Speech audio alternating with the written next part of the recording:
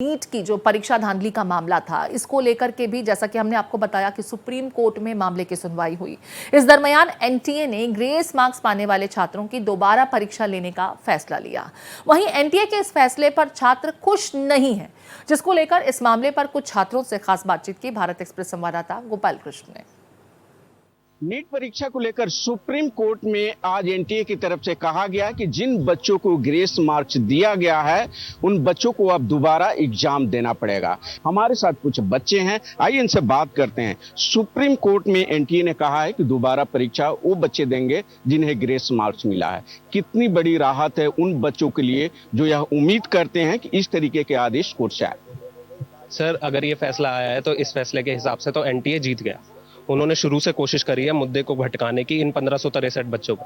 मुद्दा इनका है ही नहीं, मुद्दा है पेपर लीक का। मास लेवल पर पेपर लीक हुआ है। हमें अपने स्टेट में क्या पूरे इंडिया में एमबीबीएस गवर्नमेंट कॉलेज नहीं मिलेगा।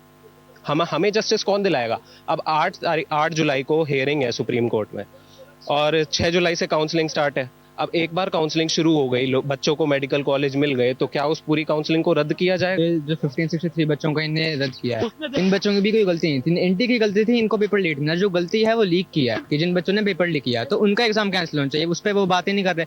अब जिन बच्चों को ग्रेस मिले वो उन्हीं बच्चों को जहाँ पे पेपर लेट मिले, और जहाँ पेपर लेट मिले क्या पता। वैसे अब एक बच्चा जिसके 660 आए थे 720 हो गए, उसको 660 पे भी कॉलेज मिलता, बट उन्होंने टाइम कम दिया तो एनटीए की ये गलती है। और जो लीक पे है वो तो कोई बात ही नहीं कर रहा है। लीक है मेन इशू। तो जब एफआईआर दर्ज हो रखी है, बच्चों ने एक्सेप्ट कर रखा है हाँ पेपर लीक है, तो वो ऐसे तो कोई एक्सेप्ट करेगा नहीं। ठीक है, हम उसकी रिस्पेक्ट करते हैं कि जिन्हें ग्रेस मार्क्स मिले उनका एग्जाम कैंसिल हो जाएगा और वो 23 जून के लिए शेड्यूल हो चुका है। लेकिन जो मेनली रैंक इन्फ्लेशन की बात हो रही है कि इस बार 600 मार्क्स पे ऑलमोस्ट 85,000 रैंक जा रही है, जो कि लास्ट ईयर समवेयर अराउंड 40,000 थी।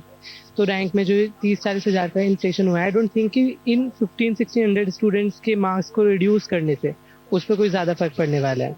और जो डिजर्विंग कैंडिडेट है जिनके 620 आ रहे हैं, 630 आ रहे हैं, जिन्हें स्टेट कोटा से कॉलेज मिल जाता था जीएमसी, अब उन्हें कॉलेज नहीं मिलेगा। तो उसके लिए हालांकि सुप्रीम कोर्ट ने बोला है कि उसकी भी विंडो ओपन है, मतलब उस भी हियरिंग अभी होनी है। तो हम एक्सपेक्ट कर रहे हैं कि होपफुली जो डिजर्विंग कैंडिडेट है उनके फेवर में कुछ डिसीजन आए। भारत एक्सप्रेस के लिए कैमरा पर्सन मनु के साथ गोपाल कृष्ण।